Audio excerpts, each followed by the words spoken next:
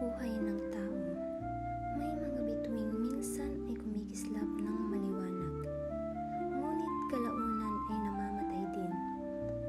Ito ang kwento ni Alfredo Salazar, isang lalaking nagmahal, ngunit napaglaruan ng tadhana at panahon. Sa pagitan ng tungkulin at pagnanasa ng kasalukuyan at nakaraan, ay umiikot ang kanyang puso. At tulad ng isang patay na bituin, may mga pag-ibig na kahit matagal nang naglaho, ay patuloy pa ring nag-iiwan ng liwanag sa ating mga alaala.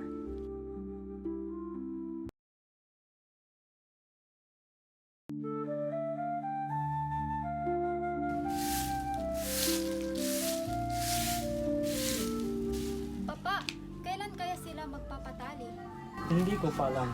Walang tiyak na sinabi sa akin sa Alfredo, ngunit sa aking pagkakaunawa ay nais na ito na esperanza sa susunod na buwan.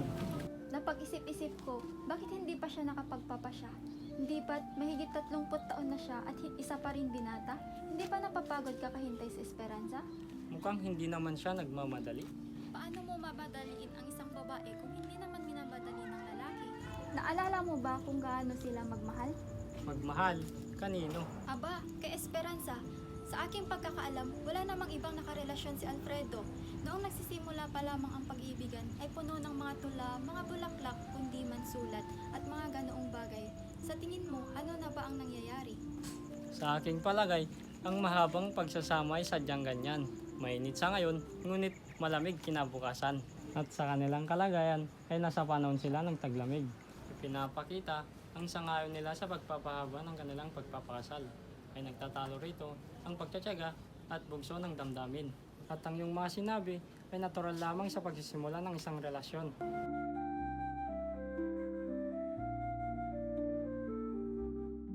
Ang maikling pagpapahinga ng ating isipan ay isang malaking benepisyo para sa atin.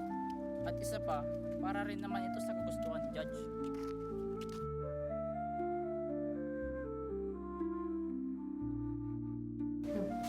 Tao po!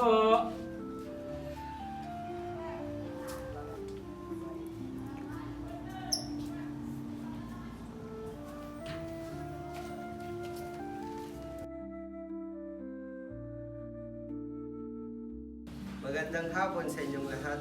Magandang hapon, Judge. Magandang hapon, Binibining Del Valle. Mukhang magkakilala na pala kayo. Subalit, hindi siya si Binibining Del Valle. Siya si Binibining Villa Salas, ang aking hipag. Paumanhin, Binibining. Ako'y nagkamali. Wala iyon. Sa tuwing gusto kong itama ka, may mga bagay na naalala ko kagaya nito, kaya naiintindihan ko.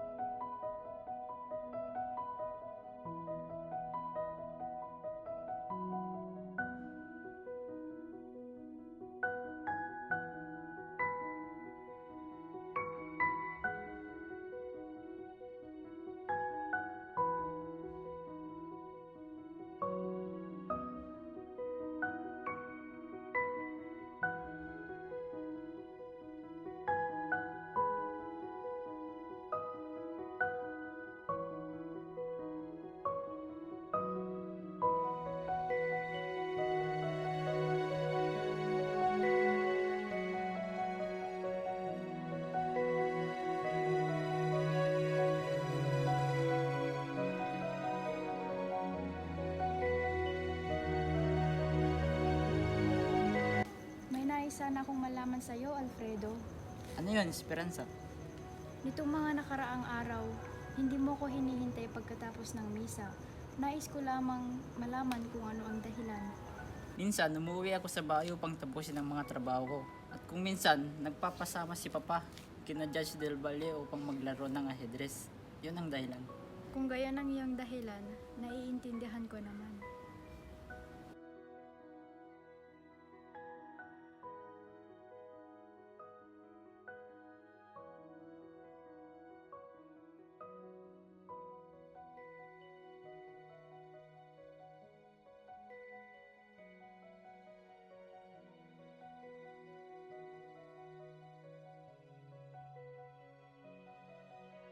Judge, nais ko sana kayong imbitahan sa inyong pamilya sa aming platasyon. Maikling pahinga lamang. Aba, hindi ko yan tatanggihan.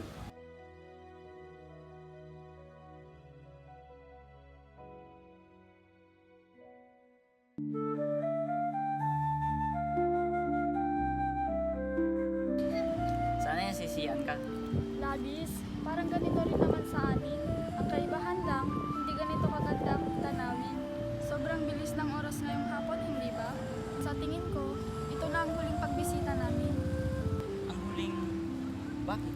Dahil kinakailangan ko na bumalik sa baryo namin. Kailan? Bukas, pinapatawag daw ako ng inay at itay. Kailangan daw ako sa mahal na araw, kaya ko nasabing ito na ang tuloy. Hindi ba kita pwedeng puntan para makapagpaalam man lang? Naku, huwag na. Huwag ka nang mag-abala pa. Hindi, nais ko talagang gawin yun. Wala nang oras. Malayo na ang lugar na yun sa aming tirahan. Pakiwari ko'y ibang buhay na rin ito. Alam ko, batid ko ang lugar na ito at nakapagtataka na malayong malayo ito sa nakagisnan mo. Nakagisnan? Oo, mga lumang bagay, mga pagkakamali, at mga bagahe na matagal ko nang dinadala sa aking isipan.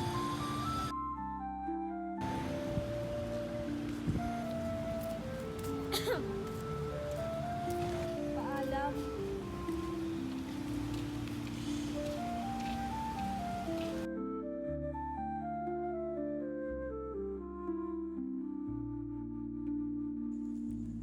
Makalipas ang ilang buwan, nagulat ako dahil nakita kita sa harap ng simbahan. Binati mo ako sa nalalapit kong kasal. Sinabi mong pupunta ka at nangako kang dadalo sa aking kasal.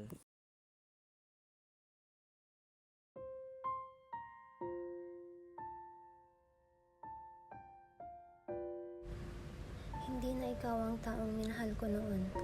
Kahit wala kang sabihin, nakikita ko ang lamig sa iyong mukha at ang lungkot sa iyong mga mata. Naalala ko pa ang araw na kumikislap ang iyong mukha na parang bituin sa gabi. Ang paraan ng pagtitig mo sa kanya at ang ngiti na ibinibigay mo sa kanya. Alam kong masaya ka kay Julia. Sana maibalik ang lahat kung papaano mo ako minahal noon. Kaya ko ito sinasabi. Opo, Father. Kalipas ang 8 taon, iniisip ko kung paano kaya magiging buhay ko kung ikaw nasa tabi ko sa halip na si Julia. Naalala ko pa rin ang mga bagay na hindi ko pa rin kayang bitawan. Ang mga pagkakamali, mga pagsisisi, at ang mga bagay na patuloy na bumabagabag sa akin. Kailangan kong gawin ng tama, kaya ko sinasabi, Opo, Father. Pagkalipas ng 8 taon, muli kitang nakita. Naisip ko kung paano kaya magiging buhay ko kung ikaw ang nakasama ko, Julia. Ngunit matapos ang mga taong pag-iisip, may napagtanto ako ngayon. Hindi na kita mahal. Ang pag-ibig ko sa iyo ay tulad na lamang ng isang patay na bituin. Nagniningning pa rin sa langit, ngunit matagal nang nawala ang liwanag nito. Ang pag-ibig ay hindi laging masaya o perpekto. Ang tunay na pag-ibig ay hindi laging parang kwento ng fairy tale.